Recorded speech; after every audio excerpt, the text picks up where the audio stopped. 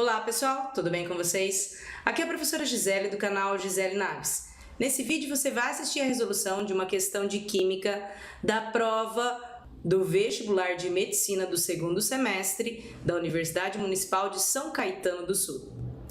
Esse é o vídeo da questão número 4. A questão número 4 é também a última questão de Química dessa prova. Vem dar uma olhada no enunciado. Uma forma de acompanhar a oxidação do ferro que compõe a palha de aço consiste, como mostra a imagem, em colocar um pedaço de palha de aço embebido em vinagre no interior de uma seringa, posicionando a ponta da agulha em um recipiente com água. Bom, você pode ver aqui, ó, a ponta da agulha. Vou apontar aqui com o mouse. Tá aqui a ponta da agulha, ó. Tá mergulhada em água, tá aqui o recipiente com água. E aqui está a palha de aço embebida em vinagre. Olha a flechinha aqui.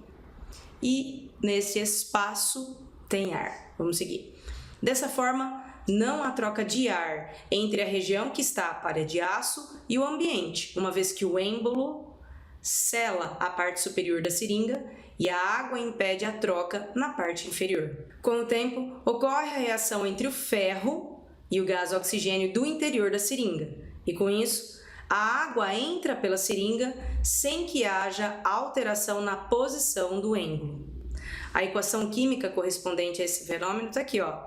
O ferro reagindo com o oxigênio formando o óxido de ferro. O que ocorre com o volume de ar aprisionado na seringa ao final da reação, se comparado com o início? Moçada, segundo o nosso texto, assim que acontece a reação, e a reação é o ferro que está lá na palha de aço, com o oxigênio que está aqui no ar. Quando eles reagem, o texto me disse que a água entra pela seringa. Se a água entra pela seringa, olha, a água vai entrar por aqui, vou até fazer colorido aqui. A água vai entrar e vai ocupar um novo espaço, tá aqui a água. O espaço disponível para o ar diminuiu. Olha a pergunta.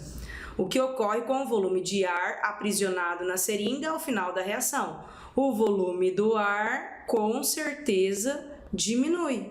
Ô, gente, pensa comigo. Se o oxigênio que estava ali reage com o ferro, a palha de aço que está ali, o oxigênio que está ali para de ocupar esse espaço.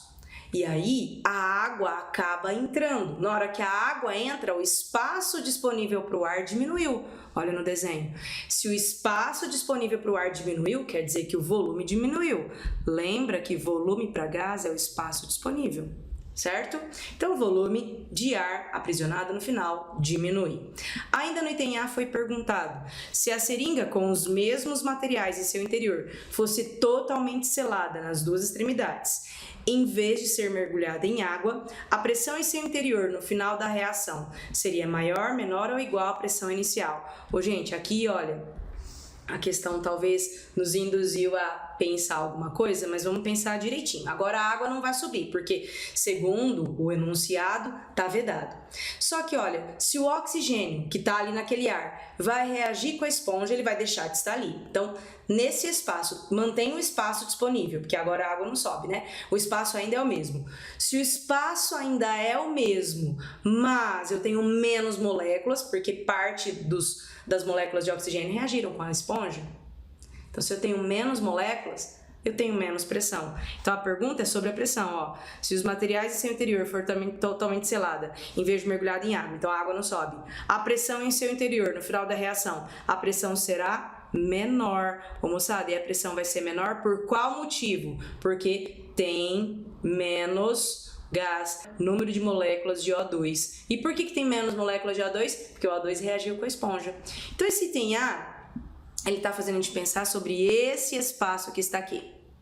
Olha, na primeira parte do item A, a água sobe, o espaço diminui. Espaço diminuiu, volume para gás é espaço, tá lá. Tá lá, diminuiu o tamanho do espaço disponível, diminuiu o volume do gás. Depois perguntam sobre a pressão, sendo que o volume não vai diminuir. Moçada, se tem o mesmo espaço, mas menos moléculas, a pressão é menor. Então, a pressão no interior vai ficar menor. Responda isso. Como tem menor número de moléculas, tem menor pressão gasosa lá dentro. Agora partiu item B. Escreva o agente oxidante da reação. E ainda, qual é o número de oxidação do ferro no produto? Para resolver esse item B inteiro, eu vou achar o NOx de todo mundo que está aqui. Olha só, eu vou, primeiro de tudo, copiar a equação inteirinha aqui para ficar mais fácil. Vou fazer isso rapidinho para vocês. Vou abaixar um pouquinho aqui a tela, ocupar o espaço aqui do rascunho para ficar mais livre para eu poder desenhar com vocês todo o NOx de todos os elementos. Se você quer uma aula completa sobre NOx, vou deixar um link aqui para você assistir uma aula que eu fiz para preparar os meus alunos para prestar vestibular da FUVEST e para ter aula de NOx. Então eu expliquei NOx baseado na prova da FUVEST. Se você tiver interesse, vou deixar um link aqui, você acessa e assiste uma aula de NOx. Para resolver essa questão aqui, ela é bem rápida. Olha só, esse número que está na esquerda da fórmula é o número do balanceamento. O número do balanceamento, ele não influencia no NOx. Então vamos achar o NOx das substâncias esquecendo o número do balanceamento. Toda substância simples tem NOx zero. Para quem é meu aluno sabe que eu gosto de circular o NOx dos elementos. Porém, circular um zero fica esquisito, vou colocar um quadrado. Ó, o O2 também é uma substância simples, também tem NOx zero. Entre ferro e oxigênio, olha, o oxigênio tem NOx menos 2. Você sobe fazendo vezes, menos 2 vezes 3, menos 6. Então, o total do ferro vai ter que ser mais 6. E mais 6 dividido por 2 dá mais 3.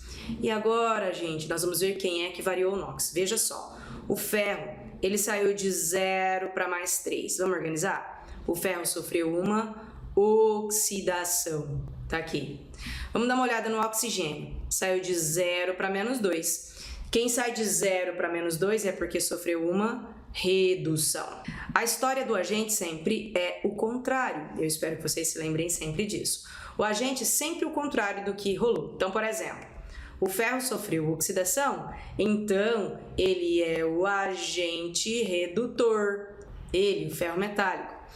O oxigênio sofreu redução, então ele é o agente oxidante. Então, o agente é sempre o contrário. Por aqui, agente oxidante. É bem importante vocês dominarem esse tema, gente. Sempre cai nos vestibulares, toda prova isso aparece. Vale a pena demais você investir tempo de estudo nesse conteúdo. Vou responder a pergunta, ó. Quem é o agente oxidante, moçada?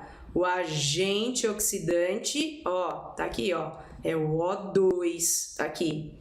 Qual é o número de oxidação do ferro no produto? O número de oxidação, quer dizer, o NOx do ferro no produto é mais 3. Se você já está acompanhando essa playlist há um tempo, você sabe que para responder essas questões, você precisa vir aqui, ó, no quadro e organizar a resposta que você vai apresentar para o vestibular. O que eu estou fazendo é orientando vocês sobre o que é que tinha que aparecer na sua resposta. A construção como um todo fica para você. Isso daqui, que está aqui, deve aparecer na sua resposta. Na minha sugestão, e eu sempre faço essa sugestão, é que você organize uma resposta plausível. Não coloca direto lá mais 3. Coloca um pedaço, NOx do ferro no produto é mais 3. Sabe? Orientando a resposta. Não uma coisa seca, mais 3. Certo? Bom, esse vídeo vai ficando por aqui. Se você tiver interesse, tiver essa prova inteira conectada, eu vou fazer um vídeo juntando as 3 questões e depois eu vou fazer um comentário sobre o que eu achei da prova. Se você quiser saber a minha opinião sobre essa prova, então conecta esse vídeo para você ouvir o que eu achei dessa prova para os vestibulandos de 2025. Esse vídeo vai ficar por aqui, eu vejo vocês nos próximos vídeos e até mais!